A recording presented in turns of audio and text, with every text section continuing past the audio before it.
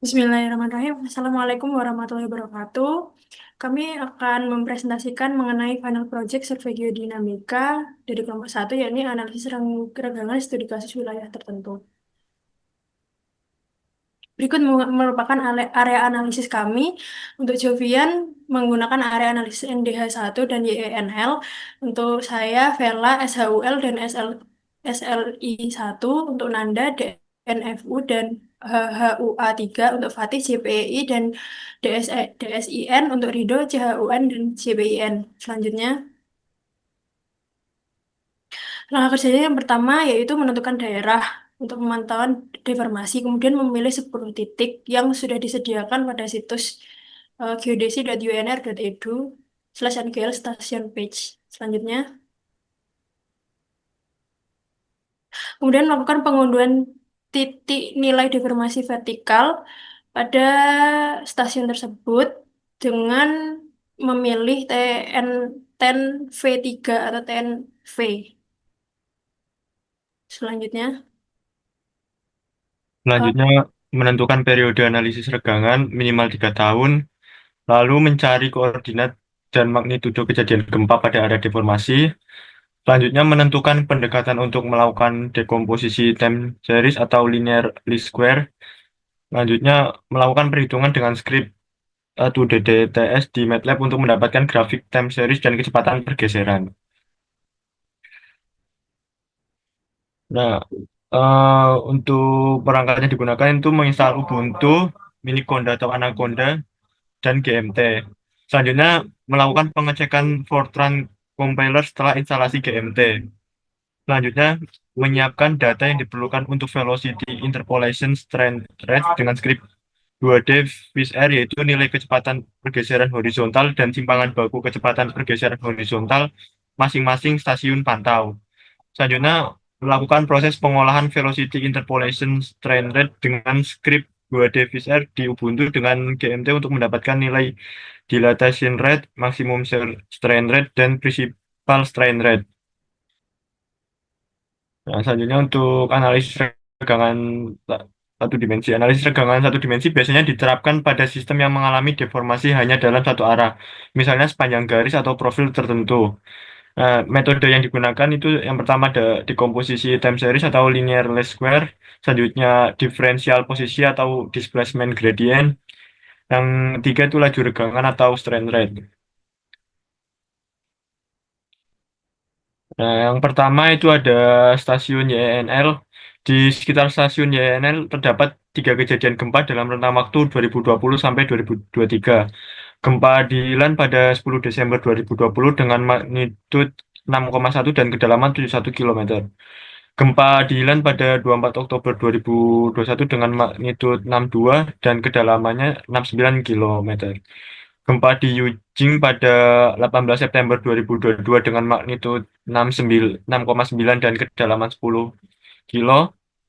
Selanjutnya untuk stasiun YNL mengalami pergerakan signifikan ke arah timur laut dan menunjukkan penurunan tanah secara perlahan. Tiga gempa besar berdampak langsung terhadap displacement.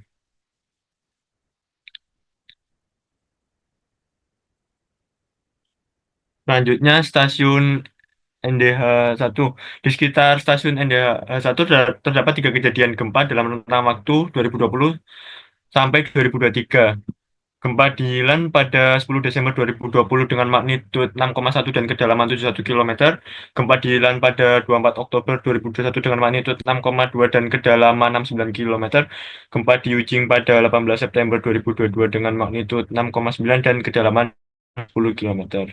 Nah, ND satu sendiri itu menunjukkan tren pergerakan konsisten ke arah dan menunjukkan penurunan tanah. Ketiga gempa besar memiliki efek terhadap displacement.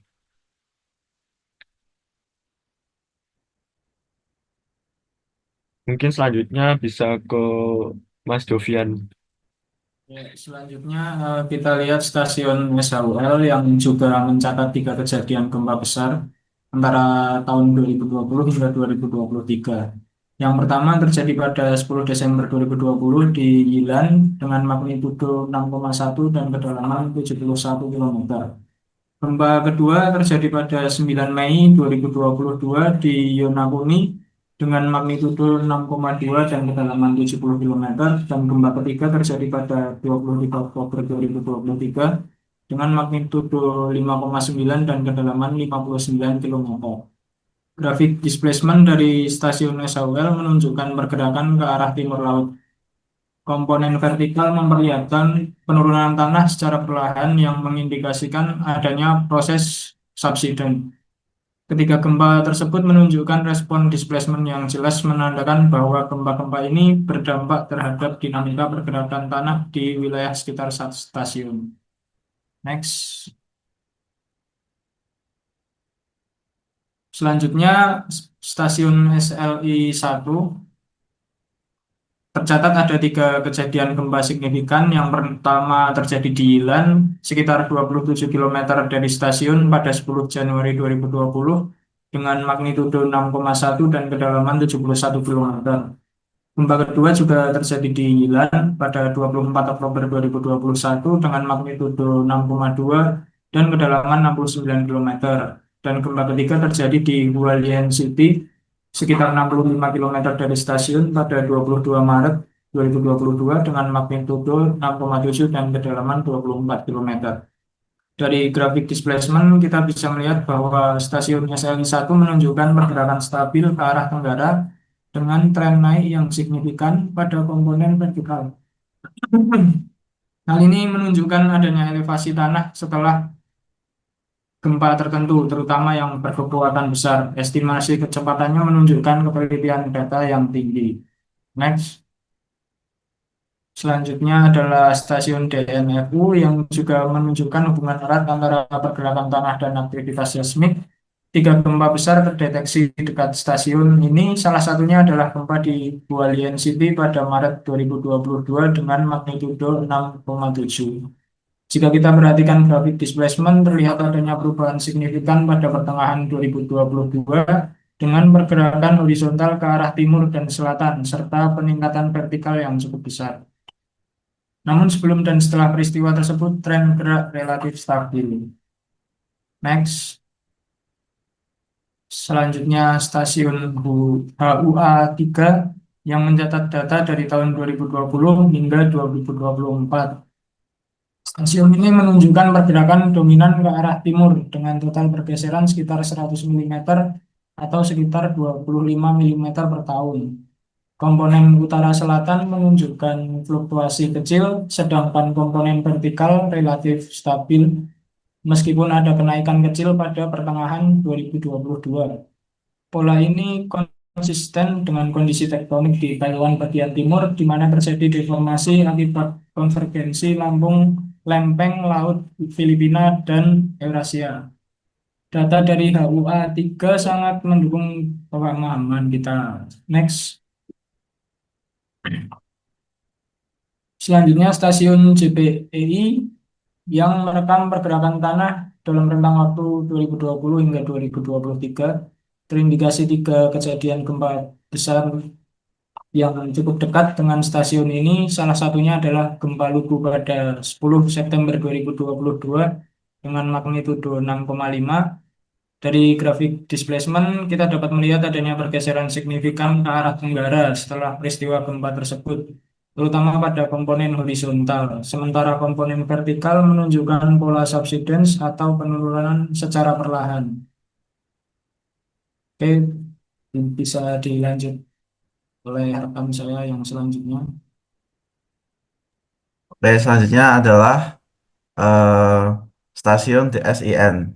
Di sekitar stasiun terdapat beberapa kejadian gempa dalam rentang 2020 sampai 2023. Gempa di Yilan pada 10 Januari 2020 dengan magnitudo 6,1 dengan kedalaman 71 km. Terus gempa yang kedua adalah di Yilan juga pada 24 Oktober tahun 2021 dengan magnitudo 6,2 dan kedalaman 69 km. Terus gempa yang ketiga adalah di Hualien City pada 22 Maret 2022 dengan magnitudo 6,7 dan kedalaman 24 km. Stasiun DSIN ini bergerak stabil, namun pada tanggal 22 Maret 2022 menunjukkan arah gerak ke selatan, tetapi apabila gerak vertikal itu cenderung turun secara perlahan. Estimasi kecepatan terlihat memiliki deviasi yang besar pada nilai Esting.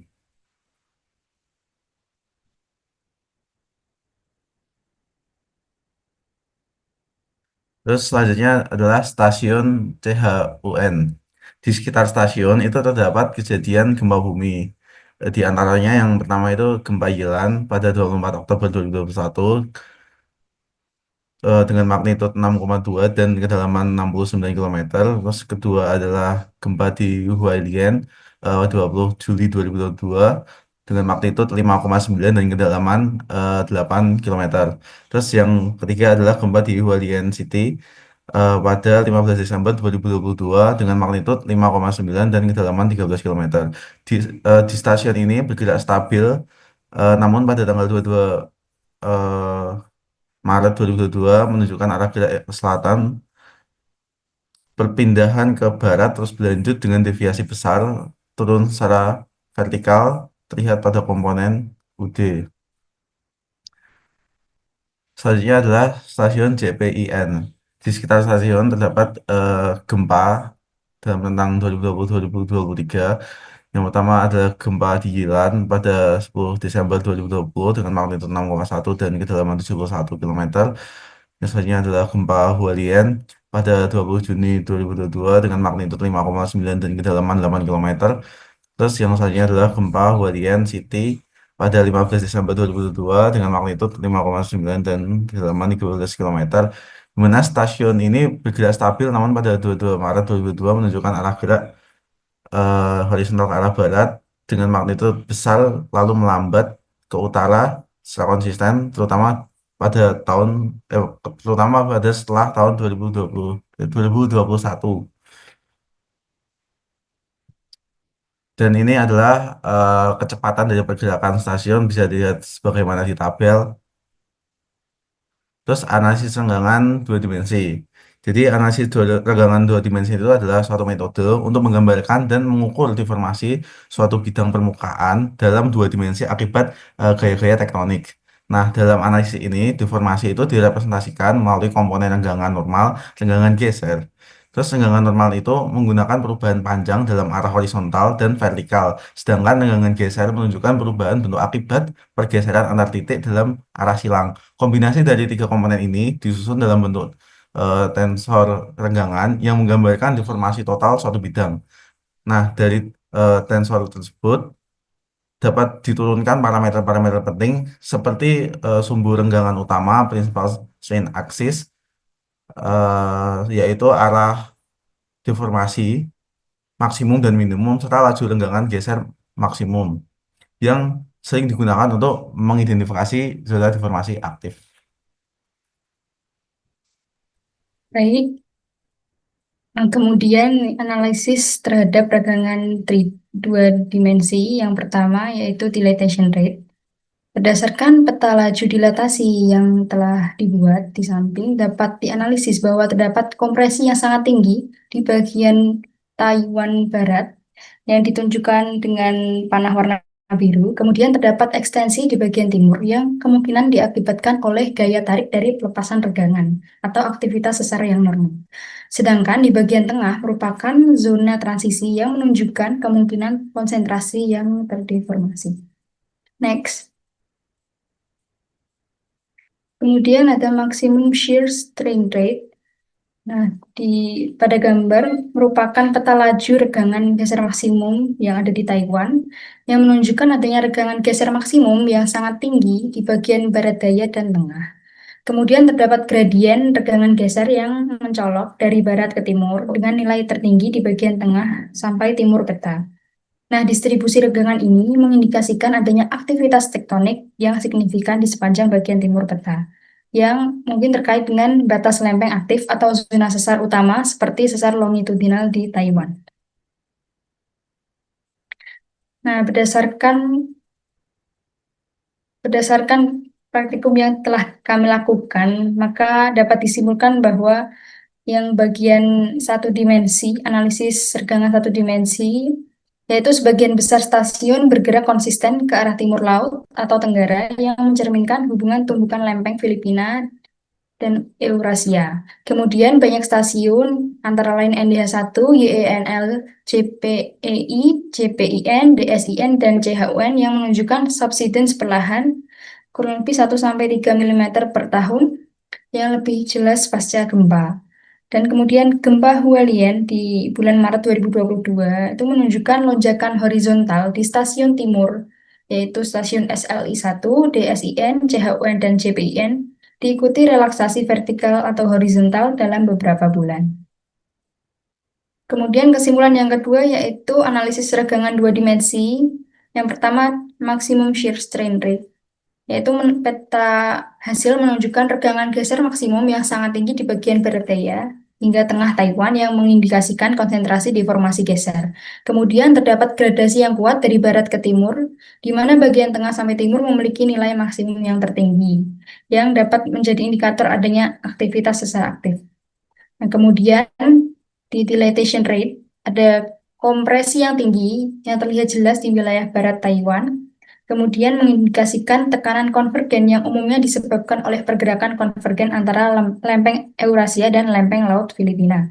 Dan yang terakhir, ekstensi atau pemekaran yang tampak di wilayah timur diperlihatkan oleh panah warna merah yang menunjukkan nilai positif kemungkinan diakibatkan oleh yang pertama aktivitas sesar normal, yang kedua pelepasan gaya tarik dari deformasi plastis kerak bumi.